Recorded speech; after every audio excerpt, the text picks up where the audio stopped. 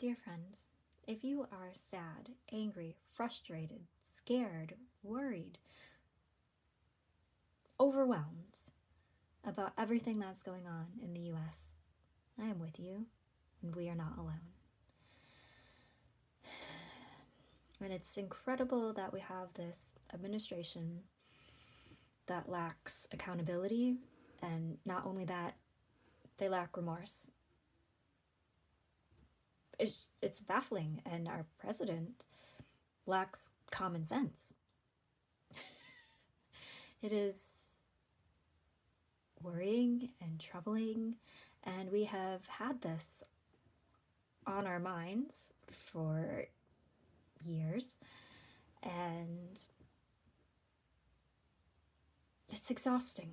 And it's okay for us to take time away from social media. It's okay for us to focus on our families and just getting through the day. But at some point, we do need to take action. And I am not the most up-to-date in terms of political action. I actually haven't lived in the States for over a decade, and I'm still a citizen, so my steps will look different from your steps. However, I strongly believe that we do have to do something. I don't think we can just sit tight and try to bunker down and hope that nothing else will happen to us personally in the next 3 years, because terrible things are happening in our country.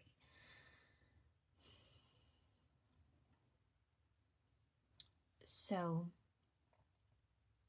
know that I love you and I am with you as somebody who's very empathetic and feels very deeply.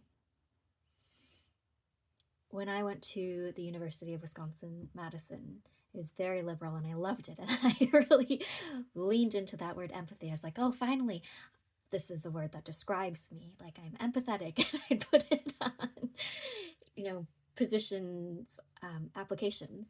And it was very true. I didn't falsely advertise myself. But I've come to realize that empathy and big feelings are just